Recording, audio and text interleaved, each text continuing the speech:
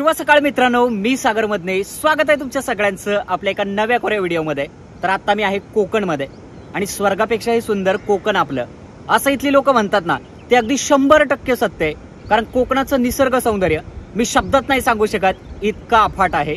पण एक महत्त्वाची गोष्ट म्हणजे कोकणचा निसर्ग जितका सुंदर आहे ना, तितकेच या परिसरामध्ये असलेले किल्ले देखील सुंदर आहेत। आणि असाच कोकणाच्या निसर्गरम्य परिसरामध्ये समुद्र किनाऱ्यावरती असलेला एक जबरदस्त किल्ला पाहण्यासाठी आपण जातोय। तो किल्ला म्हणजेच रत्नागिरी जिल्ह्यातल्या गणपतीपुळे पासून काही किलोमीटर अंतरावरती असलेला जयगड किल्ला। जयगड किल्ला रत्नागिरी पासून 42 किलोमीटर तर गणपतीपुळे पासून अवघ्या 25 किलोमीटर अंतरावरती आहे। किल्ल्याकडे जाताना रस्त्याच्या बाजूने दिसणारा समुद्र पाहतच राहावा इतका सुंदर वाटतो। गणपतीपुळे पासून या किल्ल्याकडे पोहोचायला जेमतेम अर्ध्या तासाचा वेळ लागतो।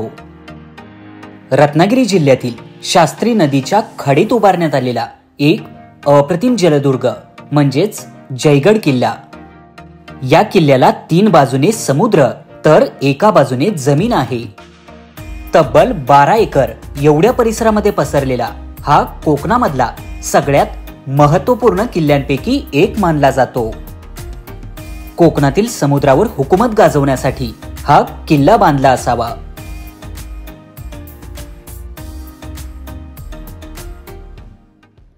जयगड किल्ल्याच्या समोर आता आपण पोहोचलेलो आहोत। खरं तर माझ्या मागे या बाजूला या किल्ल्याचं मुख्य प्रवेशद्वार आहे। पण या प्रवेशद्वाराची रचना गोमुख पद्धतीची असल्यामुळे जवळ जाईपर्यंत ते प्रवेशद्वार आपल्या नजरेस पडत नाही। आणि आता मी ज्या ठिकाणी आहे माझ्या डाव्या बाजूला आणखी एक प्रवेशद्वार तुम्हाला पाहायला मिळेल। खरं तर या किल्ल्याची रचना फारच वैशिष्ट्यपूर्ण अशा पद्धतीची आहे। कारण मुख्य किल्ला आतल्या बाजूला, इथे बुरुज आणि बुरुजाच्या डाव्या बाजूला आणखी एक आपल्याला प्रवेशद्वार पाहायला मिळतं। हे परकोटाचं प्रवेशद्वार आहे। आणि याच बाजूला आपण जर तिकडे पाहिले ना, तर आपल्याला खंदक वगैरे पाहायला मिळेल। जुन्या काळामध्ये बहुतांशी किल्ल्यांवरती म्हणजे भुईकोट किल्ल्यांवरती तरी आपल्याला खंदक पाहायला मिळायचंय। कारण त्या खंदकांमध्ये पाणी असायचं, त्यात मगर सुसर असायच्या आणि शत्रूला सहजासहजी किल्ल्यापर्यंत पोहोचता येऊ नये यासाठी खंदकाची व्यवस्था असायची। तर या मुख्य प्रवेशद्वाराकडे आपण जाऊयात, ते प्रवेशद्वार कसं आहे ते बघूयात आणि मग किल्ल्याच्या आतमध्ये प्रवेश करूयात। चला।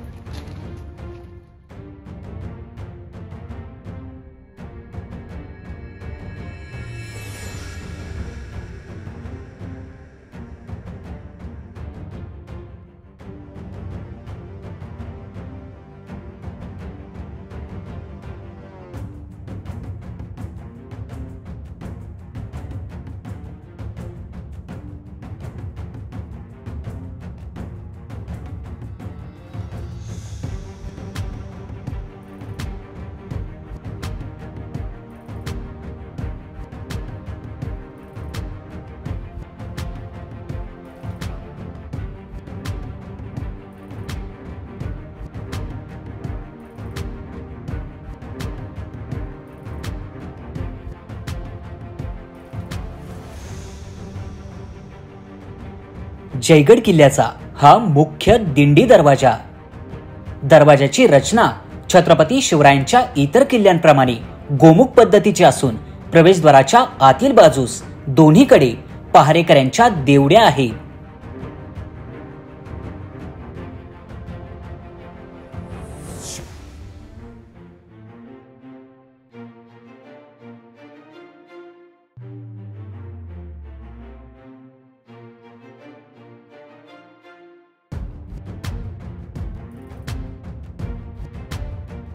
किल्ल्याच्या चारही बाजूने भक्कम दगडी तटबंदी आणि तटबंदीच्या बाहेर सुरक्षेच्या दृष्टीनं खंदक तयार केले आहे।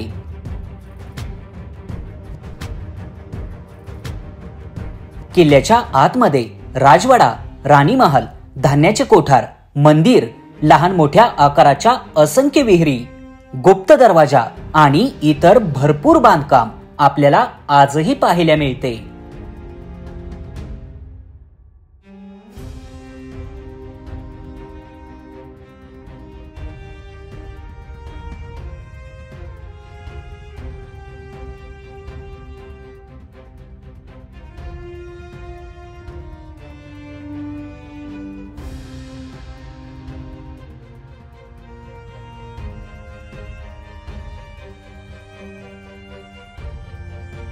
किल्ल्याच्या आतमध्ये प्रवेश करताच समोर दिसणारी ही 2 मजली इमारत सध्या मात्र अखेरच्या घटका मोजत आहे. बांधकामाच्या भिंतीवर वाढलेल्या मोठमोठ्या झाडाझुडपांमुळे या इमारतीच्या भिंतींना तडे जात आहेत.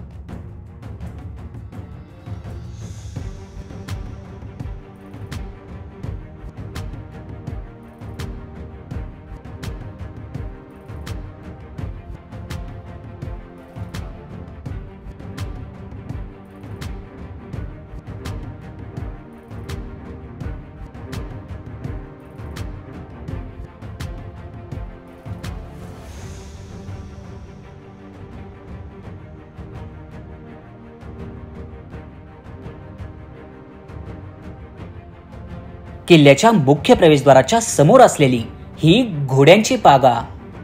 पूर्वीच्या काळी घोडी बांधण्यासाठी या जागेचा वापर होत असे. विशेष म्हणजे आजही हे बांधकाम आपल्याला भक्कम पाहायला मिळते.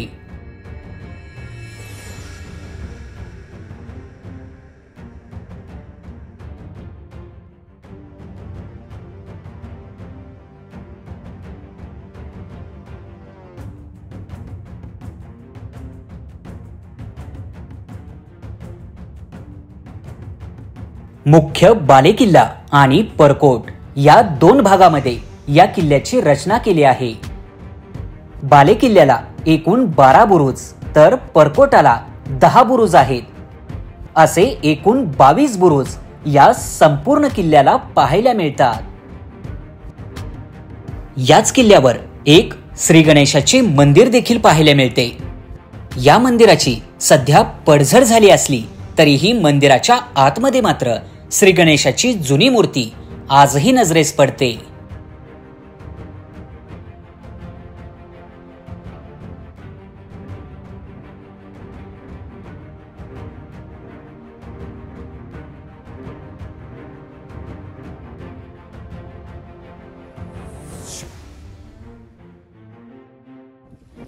या किल्ल्याच्या आतमध्ये आजही आपल्याला काही राजवाड्याचं अवशेष पाहायला मिळतं, जे की माझ्या आजूबाजूला तुम्हाला दिसत असेल.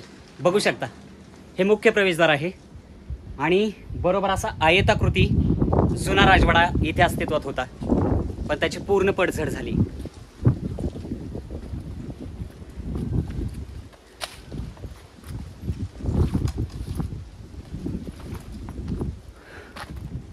बघू शकता, या बाजूला एक राजवाड्याचं प्रवेशद्वार आपल्याला दिसतंय आणि या बाजूची भिंत वगैरे पडलेली आहे. या राजवाड्याचं बहुतांशी बांधकाम सध्या उद्ध्वस्त झालंय.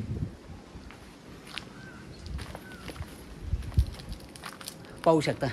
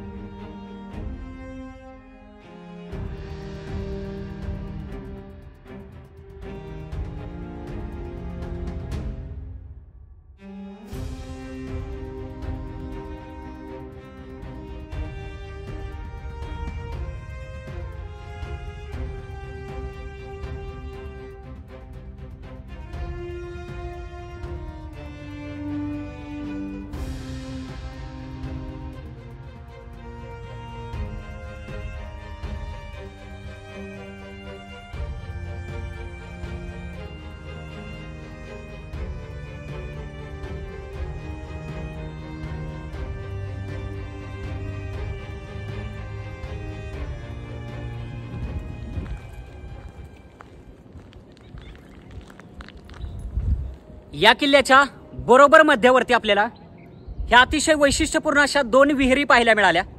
चौकोनी आकाराच्या विहिरी आहेत, तुम्ही पाहू शकता.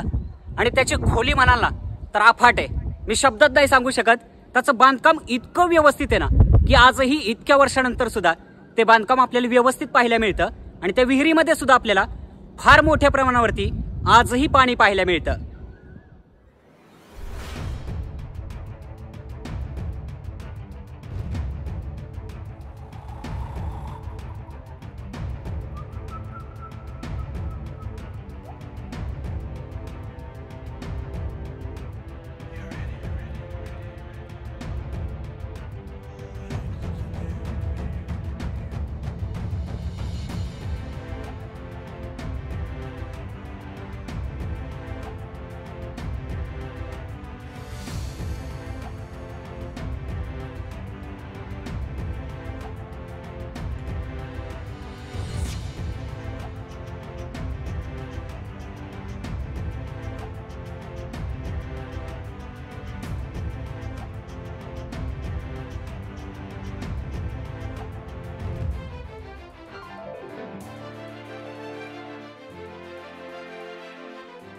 समुद्राच्या बाजूने किल्ल्यातून बाहेर पडण्यासाठी तयार केलेला हा गुप्त दरवाजा.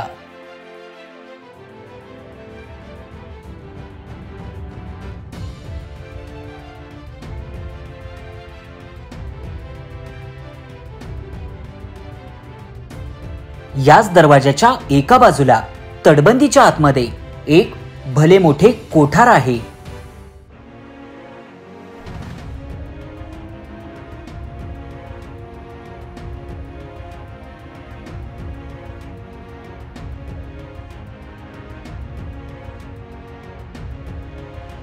युद्धाच्या प्रसंगी किल्ल्यातून बाहेर पडण्यासाठी या दरवाजाची रचना केली असावी.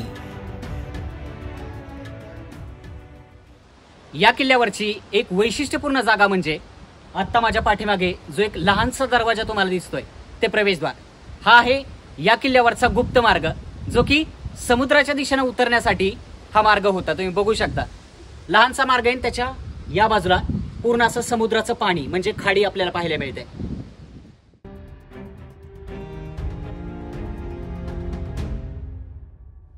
याच्या सगळ्या बाजूला पहारेकऱ्यांच्या देवड्या आहेत. इथेच आपण पाहिल्यानंतर पहारेकऱ्यांची देवडी पाहायला मिळते. आणि या बाजूला तर आपल्याला कोठारासारखं बांधकाम पाहायला मिळालं. बघू शकता फारच सुंदर.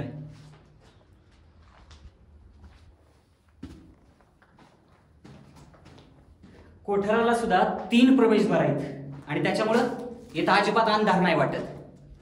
बघू शकता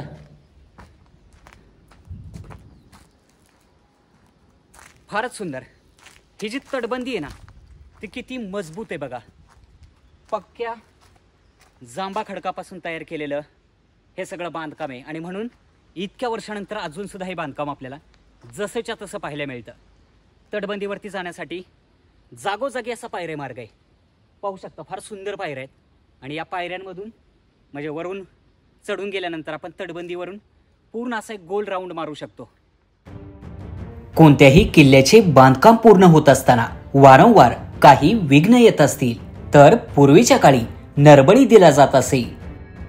असे सांगितले जाते या किल्ल्याचे बांधकाम पूर्ण व्हावे यासाठी महार समाजाच्या जैबा नावाच्या एका शूरवीरानं आत्मबलिदान दिलं होतं. त्यांच्याच स्मरणार्थ हे जैबा स्मारक या किल्ल्यावर उभारण्यात आले होते.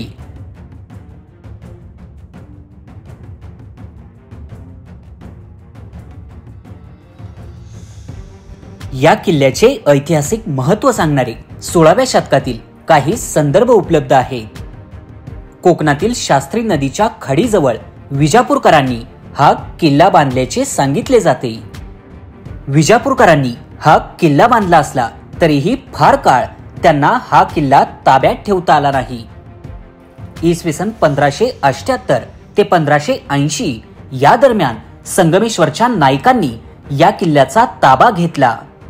नंतर आदिलशहाने अनेक वेळा हा किल्ला मिळवण्याचा प्रयत्न करूनही त्याला पुन्हा हा किल्ला जिंकता आला नाही.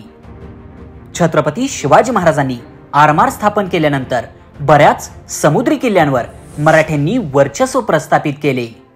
त्यामुळेच हा किल्ला बराच काळ छत्रपती शिवरायांच्या स्वराज्यातच राहिला.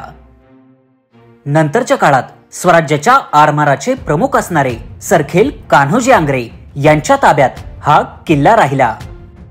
सर्वात शेवटी 1818च्या इंग्रज मराठा युद्धावेळी हा किल्ला इंग्रजांच्या ताब्यात गेला.